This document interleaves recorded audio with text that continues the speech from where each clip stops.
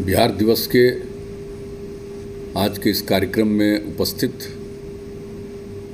माननीय उप मुख्यमंत्री श्री तारकिशोर प्रसाद जी, माननीय उप मुख्यमंत्री श्रीमती रेणु देवी जी, इस कार्यक्रम की अध्यक्षता कर रहे माननीय मंत्री शिक्षा विभाग एवं संसदीय कार्य विभाग श्री विजय कुमार चौधरी जी,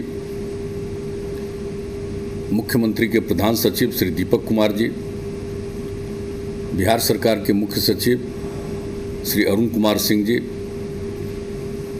बिहार सरकार के विकास आयुक्त जनाब आमिर सुबहानी साहब, शिक्षा विभाग एवं मंत्रिमंडल सचिवालय विभाग के अपर मुख्य सचिव श्री संजय कुमार जी, सामान्य प्रशासन विभाग के प्रधान सचिव श्री चंचल कुमार जी, योजना एवं विकास विभाग के सचिव श्री मनीष कुमार वर्मा जी, सूचना एवं जनसंपर्क विभाग के सचिव श्री अनुपम कुमार जी, राज्य परियोजना परिषद, बिहार शिक्षा परियोजना परिषद से जुड़े श्री संजय सिंह जी, शिक्षा विभाग के सचिव श्री असंगवा चुबा आओ जी, माध्यमिक शिक्षा के निदेशक श्री गिरिवर दयाल जी, आज जो ये वीडियो कॉन्फ्रेंसिंग के साथ के जरिए ये कार्यक्रम हो रहा, इस कार्यक्रम से जुड़े हुए विभिन्न जिलों में सभी माननीय विधायकगण, सभी प्रमंडलीय आयुक्त, जिला पदाधिकारीगण, अन्य सभी पदाधिकारीगण, शिक्षा विभाग के सभी पदाधिकारीगण, कर्मीगण, शिक्षकगण, सभी छात्र छात्राएं,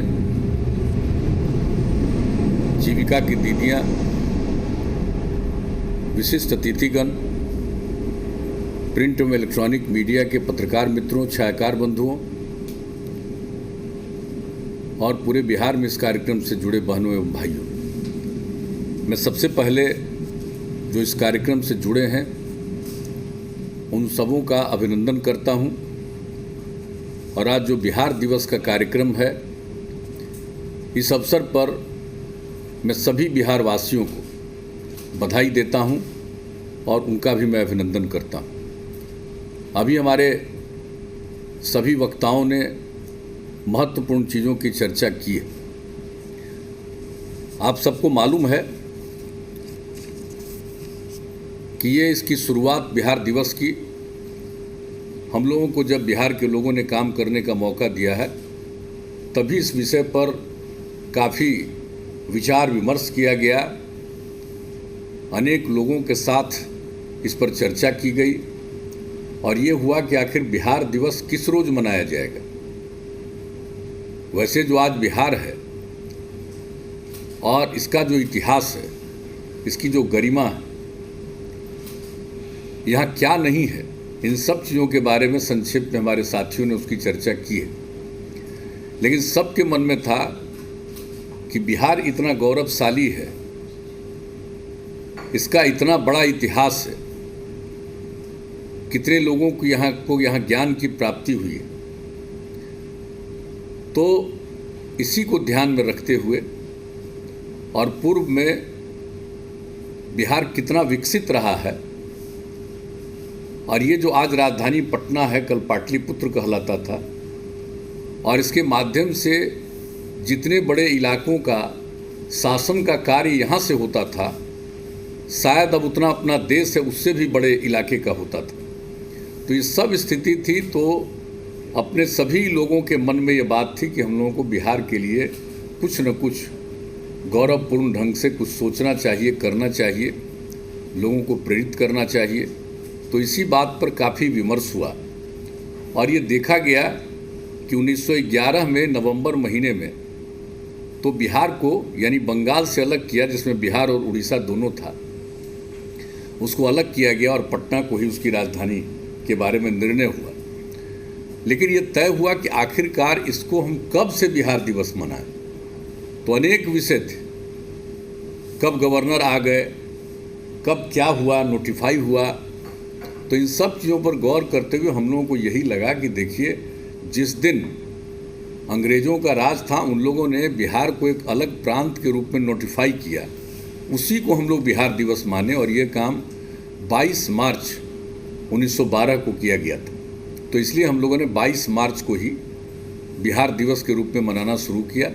और इस पर चर्चा तो पहले से कई सालों से हो रही थी, लेकिन 2010 से एक कार्यक्रम का, अच्छे खासे कार्यक्रम की शुरुआत की गई और गांधी मैदान के माध्यम से हम लोगों ने ये सब काम काफ़ी कुछ शुरू किया, बड़े पैमाने पर काम किया गया। और जब 100 साल का समय आया 2012, चूँकि 1912 में ये नोटिफाइड हुआ था 22 मार्च को, तो उस दिन क्या भव्य कार्यक्रम हुआ, कितनी चीज़ों का निर्णय हुआ। आज जो राज्य गीत, और इसके बारे में हमारे उप मुख्यमंत्री जी ठीक कह रहे हैं, ये पहले से ही डिसाइडेड है कि जो हमारा राज्य गीत है इसको हम खास कार्यक्रमों में रखें। कई साल तक खास कार्यक्रमों में रखा जाता था, पढ़ा जाता था, लेकिन इधर ये काम धीरे धीरे लोग भूल गए। तो आपको जो आज उप मुख्यमंत्री जी दोबारा कह रहे हैं ये पहले की बात है, तय है। तो हम तो ये कहेंगे सब लोगों को, हमारे सब लोग बैठे हुए, मुख्य सचिव बैठे हुए हैं, विकास आयुक्त बैठे हुए हैं, और जो जिम्मेवारी शिक्षा विभाग को दी गई कि बिहार दिवस का आयोजन शिक्षा विभाग के माध्यम से, आखिर शिक्षा विभाग को क्यों तय किया गया? वो इसलिए तय किया गया कि शिक्षा सबसे महत्वपूर्ण, और पहले बिहार में शिक्षा थी, इन दिनों हम काफ़ी पीछे रहे, तो इसीलिए शिक्षा विभाग को ये जिम्मेवारी दी जाए और इसको बड़े पैमाने पर नई पीढ़ी के लोगों को ये जानकारी दें। तो जब नई पीढ़ी के लोग, पुरुष और स्त्री, सब के सब लोगों को अगर इन सब चीज़ों का एहसास हो गया, जो पढ़े हैं, जो नहीं पढ़े हैं, उन सब लोगों के बीच में धीरे धीरे चर्चा हो जाएगी, तो सब के मन में एहसास होगा। और आप जान रहे हैं, अब तो बिहार दिवस आप जान लीजिए, सिर्फ बिहार में नहीं, बिहार के बाहर दूसरे प्रांतों में, और यहाँ तक कि दूसरे देशों में जहाँ बिहार के लोग रहते हैं वहाँ बिहार दिवस मनाते हैं। और आज कितनी खुशी की बात है कि आज के बिहार दिवस के अवसर पर आदरणीय राष्ट्रपति जी ने, आदरणीय प्रधानमंत्री जी ने भी बिहार को शुभकामनाएं दी है बिहार दिवस के अवसर पर। तो आप समझ सकते हैं कि बिहार दिवस का कितना महत्व है, सब लोगों ने इनको स्वीकार किया और कितने बड़े पैमाने पर ये कार्यक्रम चलता रहा है। गांधी मैदान में कार्यक्रम कितना भव्य होता रहा है, कितने लोग पुरस्कृत होते रहे हैं, कितनी नई चीज़ें सामने आती रही हैं। लेकिन अब किया क्या जाए, ये पिछले साल जो कोरोना हो गया उसके चलते ये बंद हुआ, लेकिन इस बार हम लोगों ने कहा कि भाई वीडियो कॉन्फ्रेंसिंग के जरिए हम इस कार्यक्रम को जरूर शुरुआत करेंगे। आखिर कितने दिन तक हम बिहार दिवस के कार्यक्रम को नहीं करेंगे। तो आज जब इसी रूप में किया गया, मैं इसके लिए शिक्षा विभाग को धन्यवाद देता हूँ कि आज अनेक जगहों पर और सब जगह हम देख रहे हैं कि हर जिले में लोग बैठे हुए हैं, और जिसकी हमने चर्चा की, अनेक जिलों में माननीय विधायकगण भी शामिल हैं, सब लोग हैं, बच्चे बच्चियाँ सब लोग शामिल हैं, छात्र हैं, सब तरह के लोग इस कार्यक्रम में शामिल हुए हैं। तो ये बहुत खुशी की बात है। तो इसका मकसद क्या है? हम सब लोगों का मकसद यही है कि बिहार को हम सब लोग आगे बढ़ाएंगे, और इसी मकसद से बिहार दिवस का आयोजन किया गया। इसके लिए जो सोचा गया उसकी बात तो सबको मालूम है और आपको अभी हमने संक्षेप में उसकी जानकारी दी। लेकिन इसका मकसद क्या है? बिहार को विकसित करना है, बिहार के सब लोगों के मन में एक आत्मविश्वास का भाव पैदा हो और आगे सब लोग बढ़ें, एक दूसरे की मदद करें, प्रेम का भाव हो, भाईचारे का भाव हो, एक दूसरे के प्रति अच्छा भाव हो, और इसी के लिए इस तरह के कार्यक्रम का आयोजन किया जाता है। तो आज मुझे खुशी है कि आज 109 वर्ष पूरे हो रहे हैं और इस दिन सब लोग इस काम में शामिल हैं। हम सब लोगों को अपनी शुभकामनाएं देते हैं, और जो कुछ भी है गौरवशाली इतिहास तो रहा ही है, जिसकी चर्चा हमारे सभी साथियों ने की है कि आखिर कौन कौन लोग यहाँ पर नहीं आए। ज्ञान और मोक्ष दोनों की धरती, और कितने लोगों को यहाँ ज्ञान की प्राप्ति हुई, यह आप सब लोगों को मालूम। तो बिहार के सभी लोगों को फिर से ज्ञान की प्राप्ति कराना, और इसीलिए बिहार दिवस का आयोजन शिक्षा विभाग को ही दिया गया कि ये काम करें कि ज्ञान की भूमि है, सभी ज्ञानी बने। तो सब लोगों को प्रेरित करने के लिए ही ये काम किया जा रहा है। तो सब तरह की बात है और अच्छी बात है। और इस बार तो जो कुछ भी लोगों ने किया है ये अच्छे ढंग से किया है। अनेक प्रकार का काम हम लोग सब कर रहे हैं। बच्चे बच्चियों को पढ़ाने के लिए पहले की क्या स्थिति थी, अब कितने लोगों को, लड़कियां कहाँ पढ़ती थी, किस तरह से लड़कियों को प्रेरित किया, पोशाक योजना, साइकिल योजना, और अब कितनी लड़कियां पढ़ रही। और इसके बाद जो प्रजनन दर की बात आई, उस पर जो ये यूरेका की भावना आई कि हम अगर अपनी लड़कियों को कम से कम इंटर तक पढ़ा देंगे तभी प्रजनन दर घटेगा। आप देख रहे हैं बिहार की आबादी कितनी तेजी से बढ़ रही है और कितना हमारा क्षेत्रफल है। उस हिसाब से आबादी का अगर देखें तो देख लीजिए कि शायद ही दुनिया में से ज़्यादा कहीं पर है।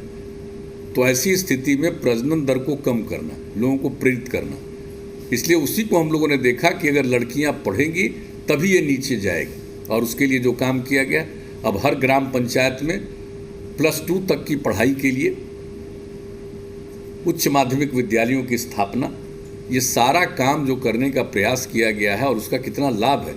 अब तो आप देख लीजिए कि अब मैट्रिक की परीक्षा में भी अब लड़के और लड़कियों की संख्या लगभग बराबर हो रही, तो बहुत बड़ी बात होगी और इससे बहुत लाभ मिलेगा। और आप देख रहे हैं कि क्षेत्रफल सीमित है, आबादी जितनी बढ़ती जा रही है, तो अब जरा घूमिए, देखिए कि किन जगहों पर लोगों को आवास करना पड़ रहा है, कैसी जगहों पर जो बहुत बाढ़ की स्थिति आती है, कितने लोग प्रभावित होते हैं, कैसी कैसी स्थितियों पर लोगों को अपना आवास बनाना पड़ रहा है। तो इसलिए इन सब चीज़ों को ध्यान में रख करके ये शिक्षा पर जोर इसीलिए है कि अगर लोग शिक्षित होंगे तो एक तो जो हमारा बिहार का गौरव है, गौरवशाली इतिहास है, उसी के पास फिर पहुँचेंगे। अगर जो बिहार का गौरवशाली इतिहास है हम उसको फिर से अगर प्राप्त कर लेंगे तो बिहार न सिर्फ आगे बढ़ेगा बल्कि पूरे देश को आगे बढ़ाने में अपना योगदान देगा और दुनिया भर के सामने अपना एक उदाहरण रखेगा कि हम फिर से वहाँ पहुँचे हैं जहाँ कभी कई हजार साल पहले थे। तो इसलिए इन सब चीज़ों को ध्यान में रखते हुए ये सब काम हो रहा। सबके स्वास्थ्य पर भी कितना ध्यान दिया जा रहा है, देख रहे हैं। पहले लोगों को स्वास्थ्य के लिए क्या चिंता होती थी, आज सब के लिए कितने अस्पतालों का निर्माण और कितनी नई नई चीज़ें की जा रही हैं और विभिन्न अवसरों पर इन सब चीज़ों की बात कर रहे हैं। प्रशासनिक सुधार का काम, और अब तो आप जान रहे हैं कि लोगों को लोक सेवा अधिकार के तहत जो भी उनको किसी भी प्रकार का सर्टिफिकेट लेना है, कास्ट सर्टिफिकेट लेना है, कहीं उनको किसी और चीज़ के लिए जो सर्टिफिकेट लेना पड़ता है, उन सब सर्टिफिकेट की प्राप्ति लोगों को इसके माध्यम से हो रही है। सब तरह की जानकारी मिल रही है, क्या उनकी आमदनी है, क्या स्थिति है, इन सब चीज़ों के बारे में।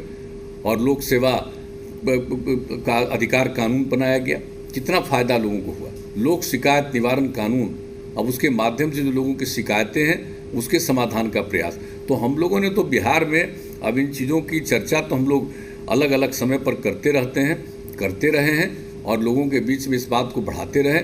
लेकिन जो शिक्षा विभाग है, जो नई पीढ़ी के लोग हैं, इनको एक एक चीज़ बताना।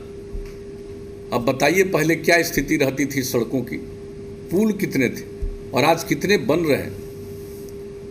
और हर प्रकार से इसके लिए जो सारा व्यवस्था किया जा रहा है कि हम इसको करेंगे और इसके अनुरक्षण की भी नीति चलाई जा रही है, तो सब तरह से ये काम किया जा रहा है। तो और आप देख लीजिए अब आबादी बढ़ रही है, अब उसके हिसाब से कितने जगहों पर नई सड़कों का, नए पुलों के निर्माण की इच्छा होती है, मांग होती है। और हम लोगों को जब फिर बिहार की जनता ने मौका दिया है तो हम लोगों ने इन सब चीज़ों के लिए तय कर दिया है कि गांव के अंदर और बढ़ाएंगे, शहरों के अंदर बाईपास बनाएंगे।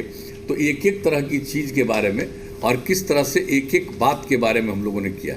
लोगों के प्रशिक्षण के लिए जो नई टेक्नोलॉजी आई है, इस टेक्नोलॉजी का ज्ञान लोगों को दे, ये सब काम तो हम लोग कर ही रहे हैं। तो ये सारा काम हो रहा बिहार को आगे बढ़ाने के लिए। और इस बार मैं शिक्षा विभाग को इस बात के लिए धन्यवाद देता हूँ कि इन लोगों ने इस बार बिहार दिवस के अवसर पर रखा है कि जल जीवन हरियाली अभियान, यानी पर्यावरण को ध्यान में रख करके लोगों को आप करना चाह रहे हैं। अब कितना अच्छा काम हुआ। अभी जल जीवन हरियाली अभियान की जो शुरुआत थी उसके लिए 19 में जो हम लोगों ने काम किया था, पूरे जुलाई महीने में, जहाँ तक मुझको याद है लगा 13 जुलाई, तो पूरा विधानसभा, विधान परिषद के सब लोग थे, 8 साढ़े 8 घंटा की बैठक हुई, सब लोगों ने भाग लिया। और उसके बाद जल जीवन हरियाली अभियान का नामकरण किया गया और उसके बाद कितनी योजनाएं बनाई गई। 11 योजनाएं बनाई गई और जल जीवन हरियाली अभियान का। तो एक एक चीज़ का लोगों को जानकारी देना चाहिए। सार्वजनिक पोखर, तालाब, आहार पइनों को चिन्हित कर अतिक्रमण मुक्त करना। दूसरा, सार्वजनिक पोखर, तालाबों, आहार पइनों का जीर्णोद्धार करना। सार्वजनिक कुओं का जीर्णोद्धार करना, यानी हम लोग चाहते हैं कि जितने हमारे कुएं हैं सार्वजनिक, उनका भी जीर्णोद्धार किया जाए। सार्वजनिक कुओं, चापाकलों के किनारे सोख्ता का निर्माण। अब आप जानते हैं उसके किनारे सोख्ता का निर्माण, यानी पानी कहीं इधर उधर नहीं जाए, बल्कि उसी का सोख्ता का निर्माण करके वो सब नीचे जाएगा। तो ये सब काम। छोटी नदियों, जंगल, पहाड़ी क्षेत्रों में जल संरक्षण हेतु चेक डैम आदि संरचनाओं का निर्माण। और छठा, नए जल स्रोतों का सृजन और गंगा जल उद्भव योजना, यानी वर्षा के समय गंगा नदी के पानी को कहाँ कहाँ पहुँचाने का हम लोगों ने काम शुरू कर दिया।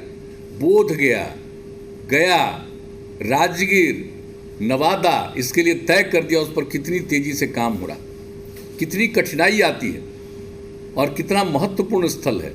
तो ये भी काम कितना तेज़ी से हम लोगों ने शुरू कर दिया है कि लोग गंगा जल दिया जाएगा हर किसी के घर में। तो ये काम इस पर भी शुरू हुआ।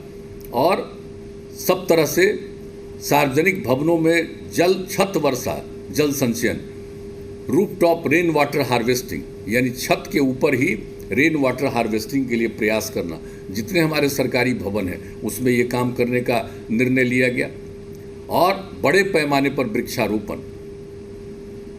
और इसके अलावे मौसम अनुकूल कृषि, फसल चक्र तथा फसल अवशेष प्रबंधन, क्रॉप साइकिल, यानी मौसम के अनुकूल खेती हो और जो फसल अवशेष है उसको लोग जलाएं नहीं, उसका प्रबंधन करने का ये स्कीम बनाया गया। 9वां और 10वां, हर घर बिजली पहुंचा दी गई है। और सौर ऊर्जा पर जोर, यानी सौर ऊर्जा के विकास पर, ये 10वां। सोच लीजिए, जल जीवन हरियाली अभियान है पर्यावरण के लिए। और 11वां कि जल जीवन हरियाली अभियान के लिए लोगों के बीच में जागृति लाने के लिए निरंतर इसके बारे में लोगों के बीच में चर्चा करना। और क्या कर दिया, ये पिछली बार तो आ गया था कोरोना का चक्कर, लेकिन फिर से इस बार हुआ कि हर महीने के पहले मंगलवार को एक बात फिर सब लोगों के साथ चर्चा होगी कि साहब जल जीवन हरियाली अभियान का कितना काम हो रहा, इसको आगे और क्या बढ़ाना है, और लोगों का कोई इस मामले में क्या विचार है, इन सब चीज़ों को जानने के लिए। और जान लीजिए कि ये सब काम किया गया तो एक बात कहना बहुत ज़रूरी हो गया कि जहाँ तक सवाल है कि क्या क्या काम हुआ, अद्यतन स्थिति क्या है। 15,229 जल स्रोतों जैसे तालाब, पोखर, आहार पइन आदि को अतिक्रमण मुक्त किया गया। जो अतिक्रमण मुक्त करने का हुआ तो इतने को अतिक्रमण मुक्त किया गया। 5 एकड़ तक 6,425 तालाब, 5 एकड़ से बड़े 696 तालाब, 17,917 आहार पइन का जीर्णोद्धार तथा 10,159 यानी 169 सार्वजनिक कुओं का जीर्णोद्धार किया गया है। और कुओं के पास 13,802 तथा चापाकल के पास 1,37,590 सोख्ता का निर्माण कराया जा चुका है। छोटी नदियों एवं पहाड़ी क्षेत्रों में 8,586 चेक डैम संरचनाओं का निर्माण कराया गया। 12,101 नए जल स्रोतों का निर्माण कराया गया। अब एक एक चीज़ को जान लेना जरूरी है, हर जिले में क्या क्या हो रहा है। हर जिले के डीएम को एक एक चीज़ का ध्यान रखना बहुत ज़रूरी है और लोगों के बीच में एक एक बात को प्रचारित करना बहुत ज़रूरी है। गंगा जल उद्भव योजना जिसकी हम चर्चा कर चुके हैं, इसका काम शुरू कर दिया गया है और बहुत तेज़ी से काम किया जा रहा है। हम तो कई बार जा कर के देखते हैं कि इसका जो पाइपलाइन है किस तरह से कर रहे हैं, कहाँ पर स्टोर होगा, एक एक चीज़ को जाकर हम देखते रहते हैं और तेज़ी से काम हो। तो ये सब काम चल रहा। और 14,136 सरकारी भवनों में जो रेन वाटर हार्वेस्टिंग की बात किया, छत वर्षा जल संचयन संरचनाओं का निर्माण किया गया है। और आप जानते हैं कि जो हम लोगों ने किया था वृक्षारोपण का, तो वृक्षारोपण के लिए शुरुआत कब हुई? 5 जून 2020, कोरोना के बावजूद। और लक्ष्य रखा गया इस बात को कि 9 अगस्त तक हम वृक्षारोपण करेंगे। और लक्ष्य कितना था? 2,51,00,000 वृक्षारोपण का। और कितनी खुशी की बात है कि इस बीच में वृक्षारोपण पूरे बिहार में जो किया गया 3,90,00,000 से भी ज़्यादा वृक्षारोपण हुआ। ये कितनी बड़ी बात हुई है। लोग बिहार के बारे में पूरी बात को बाहर नहीं जानते हैं। बिहार में तो चर्चा करनी चाहिए, कुछ देश के बाहर बहुत लोग इस बात को जानते हैं। और आपको हम बता देते हैं कि बिहार में जो कुछ भी हुआ और जो हो रहा है इसके बारे में आपको जान लीजिए कि यूनाइटेड नेशन में जानकारी मिली होगी, तभी तो हम लोगों को खबर आई। और मुझको भी कहा कि भाई आप संक्षेप में कुछ बात बताइए कि आपके यहाँ जो ये काम हो रहा है पर्यावरण के संरक्षण के जल जीवन हरियाली अभियान। तो 24 सितंबर 2020 को उच्च स्तरीय राउंड टेबल कॉन्फ्रेंस के माध्यम से ये जो सम्मेलन हो रहा था उसमें मुझको भी अपनी बात रखने का मौका मिला, जिसमें कई देशों के प्रधानमंत्री प्रमुख नेताओं ने उसमें हिस्सा लिया था। तो देश के बाहर तो बहुत लोग जान रहा, लेकिन हम लोग जो काम करते हैं हम लोग प्रचारित नहीं करते हैं ज़्यादा। कहा कि देख लीजिए ना किसी अखबार को बिहार में जो आता है, तो बिहार के अखबार में देखिएगा कि दूसरे देश का दूसरे राज्य का विज्ञापन खूब रहता है, लेकिन हम लोग तो इसमें कोई पैसा खर्चा करते नहीं है। हम लोगों का विज्ञापन राज्य में ही थोड़ा बहुत हो जाता है, राज्य के बाहर हम लोग करते हैं कभी विज्ञापन। लेकिन जरा देख लीजिए अखबारों को, दूसरे राज्यों का कितना विज्ञापन पढ़ने का मौका मिलता है।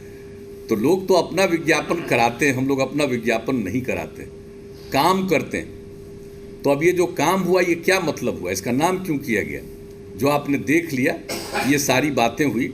और इसके बाद सौर ऊर्जा का 941 सरकारी भवनों पर सौर ऊर्जा संयंत्र अधिस्थापित की गई।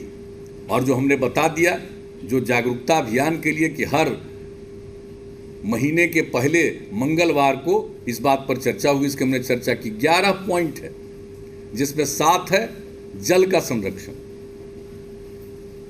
और 1 है वृक्षारोपण हरियाली का, और उसके अलावे नेचर के अनुरूप कृषि हो तो इसके लिए भी मौसम के अनुकूल कृषि का काम किया जाए, उसको भी जोड़ा गया। क्योंकि आप जानते हैं कि हमारे यहाँ कृषि पर आधारित लगभग 75% लोग, इसलिए कृषि का भी इस प्रकार से हो जो मौसम के अनुकूल हो। और इसके लिए 8 जिला से शुरू किया और अब पूरे सभी जिलों में विशेषज्ञों को लगाकर और हर जगह उसका अध्ययन करते हुए किसी जिले में कौन सा मौसम के अनुकूल कृषि होगा। और उसके अलावे जो फसल अवशेष है उसको जलाइए मत, ये सब काम हो रहा। तो आप समझ लीजिए सौर ऊर्जा के लिए काम, और फिर इसके लिए लोगों में जागृति पैदा करने का 11 आइटम। तो ये काम किया गया और नामकरण क्या किया, जल डैश जीवन डैश हरियाली। यानी जब जल है और हरियाली है तभी जीवन सुरक्षित है। ये हम लोगों ने उसी दिन जो 13 जुलाई को जो मीटिंग हुई थी उसी दिन हमने ऐलान किया था, इसका नामकरण होगा जल डैश जीवन डैश हरियाली। यानी जल और हरियाली है तभी जीवन सुरक्षित। तो आज मुझे खुशी है कि बिहार दिवस के अवसर पर भी आप लोगों ने इस बात को रखा।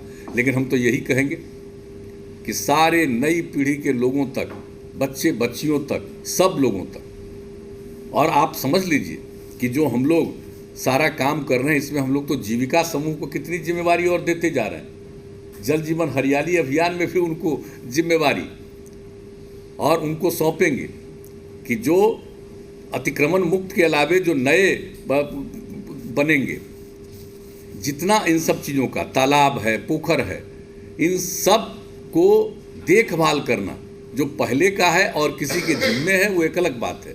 जो नया है वैसे तालाब और पोखर को देखभाल करना, ये सब काम दिया जा रहा है जीविका समूह की दीदियों को।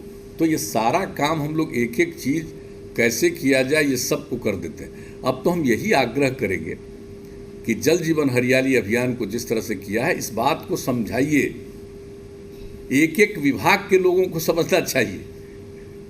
अभी एक दिन एक कागज आया हुआ था एक विभाग का जिसमें जल जीवन हरियाली लिखे हुए था, जल डैश जीवन डैश हरियाली नहीं लिखा हुआ था, कैबिनेट नोट।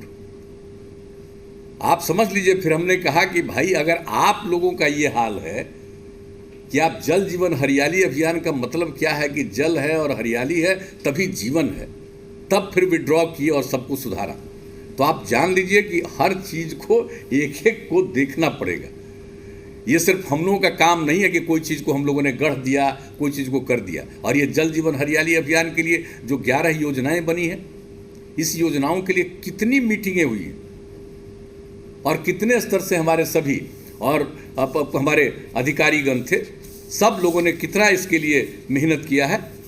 सब लोगों ने, उस समय के हमारे जो मुख्य सचिव हैं और आज अब प्रधान सचिव हैं श्री दीपक कुमार जी, इन सब लोगों ने कितनी मीटिंग की और सभी विभिन्न विभागों को लगा करके इस पूरे काम में किया गया है। तो इसलिए अगर इस चीज़ को किया जा रहा है तो मैं तो यही कहूँगा कि सब तरह से लोगों के बीच में ट्रेनिंग करिए। और एक चीज़ और कहेंगे, ये भाई ये कोरोना जो आ गया, अभी हम लोगों ने पूरे मीटिंग की, हर जगह के डीएम एसपी सब लोगों के साथ मीटिंग हो गई, अब पूरा डिटेल चर्चा हो गई, एक एक बात हम लोगों ने कह दिया सचेत करने के लिए। ये जो होली का समय है, इसको सार्वजनिक रूप पर लोगों को हाथ जोड़ करके प्रार्थना करिए कि मत करिए, क्योंकि मान लीजिए हमारे यहाँ तो कम है लेकिन अपने यहाँ भी थोड़ा बढ़ने लगा, अपने यहाँ भी बढ़ने लगा।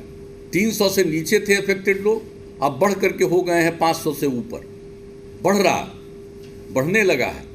बाहर से भी लोग आते हैं, स्वाभाविक रूप से अपने घर में आते हैं, उसको बेचारे को क्या पता है कि उनको है। जब टेस्ट होता है तो पता चलता है कि पॉजिटिव, ऐसे क्या मालूम। लेकिन अगर बहुत बड़े स्तर पर नहीं करेंगे, सार्वजनिक लोग पर नहीं जुटेंगे तो बचेंगे। और देख लीजिए 8 राज्यों का क्या हाल हो रहा, कितना बढ़ रहा। महाराष्ट्र की क्या स्थिति हो गई है, ज़रा इस बात को जानिए। शायद जितना पहले नहीं हुआ था उतना अब हो गया। हमारे यहाँ तो बहुत कम है, हम लोगों ने बहुत नियंत्रित किया है और जितना अफेक्टेड लोग भी कम हैं, मृत्यु होने वालों की संख्या भी कम हुई है, लेकिन मृत्यु तो हुई है लोगों की। अफेक्टेड तो हुए, प्रभावित तो हुए, लेकिन हम लोगों को तो लोगों को सचेत करना, सजग करना। इसलिए आज के इस अवसर पर हमने एक दिन तो पूरी मीटिंग कर दी है, इसमें और लोग भी, हम सब लोगों से आग्रह करेंगे कि सजग और सचेत रहिए। दूसरे कई देशों में बढ़ने लगा, अपने देश के कई राज्यों में बढ़ने लगा, हमारे यहाँ भी थोड़ा थोड़ा बढ़ने लगा। तो हम लोगों को सचेत रहना है और सचेत रह करके इन सब चीज़ों पर ज़रूर एकदम बिल्कुल काम कीजिए संक्रमण की स्थिति में। तो ये हमारा आप सब लोगों से आग्रह है। और एक चीज़ तो हम सब से कहेंगे कि जब हम लोग बिहार दिवस मना रहे हैं और सब लोगों ने बापू की चर्चा की, कितना कुछ बिहार में हुआ, आज़ादी की लड़ाई जो हुई है, लोग बिहार का नहीं प्रचार करता है बाहर।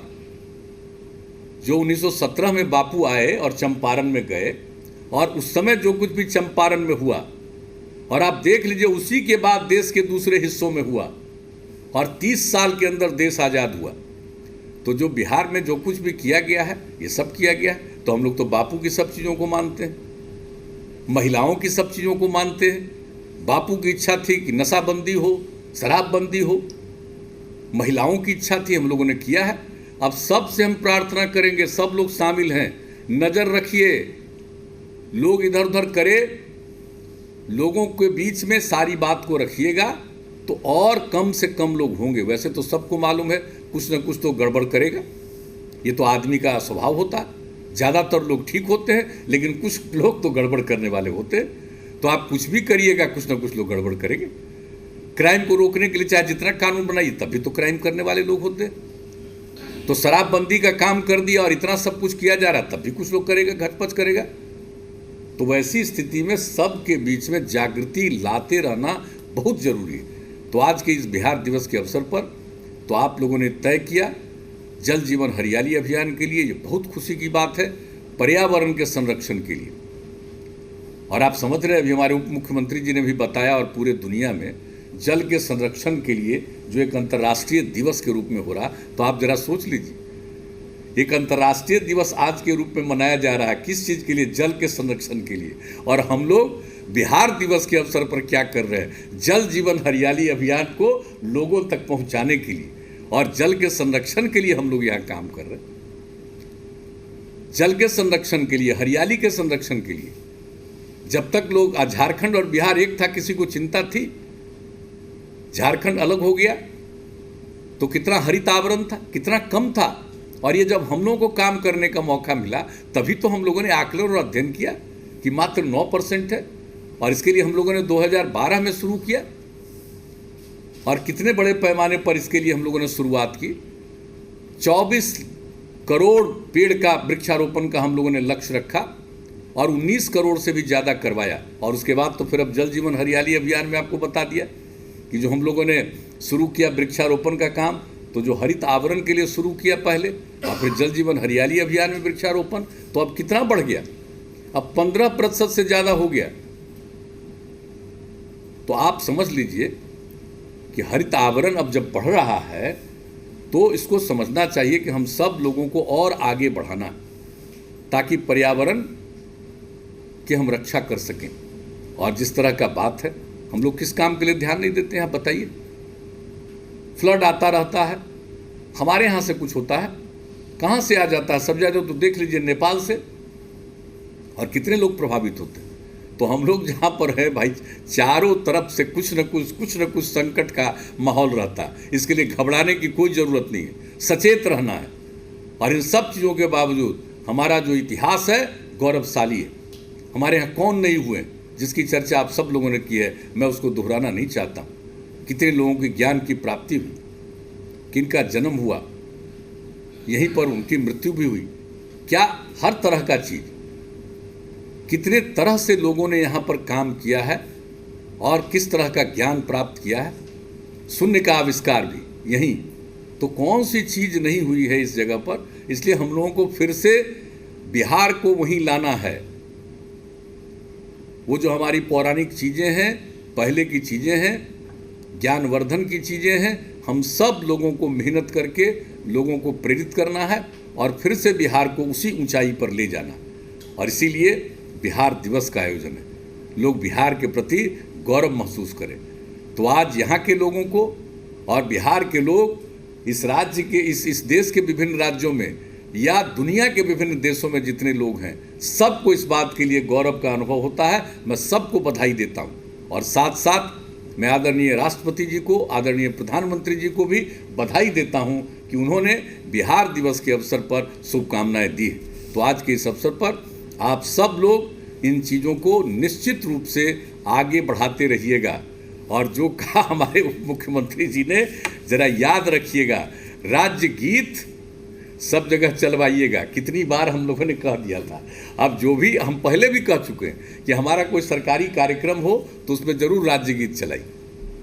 तो अब ध्यान रखिएगा, फिर से सारे डीएम लोग जान लें, सारे एसपी लोग जान लें, सभी कमिश्नर लोग जान लें, सभी अधिकारी लोग जान लें, विभिन्न विभागों के अधिकारी सब लोग जान लें। इसको फिर से शुरू में 2-3 साल 4 साल अच्छे ढंग से किया गया, लेकिन फिर लोग भूल गए हैं। तो भूलना नहीं है और इस चीज़ को करना है। और इसके लिए इसी समय तो हम लोगों ने किया ही था। स्कूलों में तो लोगों को, बच्चों को सुनाया जाता है, वो भी है दूसरा, वो तो हर जगह। और हम समझते हैं शिक्षा विभाग को अच्छी तरह मालूम होगा कि जो इसी में 2012 में ही वो तैयार किया गया, इसको लोग ज़रूर हर स्कूल में सुनाते होंगे बच्चों को।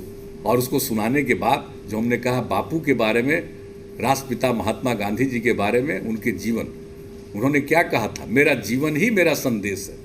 इसलिए हम नई पीढ़ी के सब लोगों को चाहते हैं कि बापू के जीवन के बारे में लोग जानें।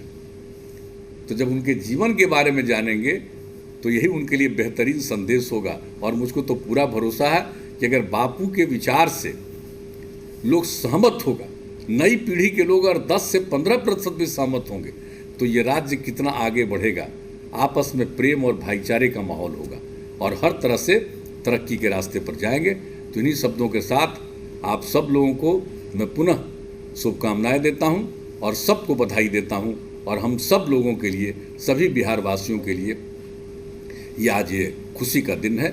इन्हीं शब्दों के साथ बहुत बहुत धन्यवाद। बहुत बहुत आभार। माननीय मुख्यमंत्री महोदय, अपने दिहाड़ीपन पर नाज करना आपने ही सिखाया है। आपने संदेश दिया, जल और हरियाली है तभी जीवन में खुशहाली है। जी हाँ, आइए इस बिहार दिवस पर हम सब प्रण करें कि जल और हरियाली का संरक्षण करेंगे। और अब हम आग्रह करना चाहेंगे धन्यवाद ज्ञापन हेतु राज्य परियोजना निदेशक श्री संजय सिंह जी।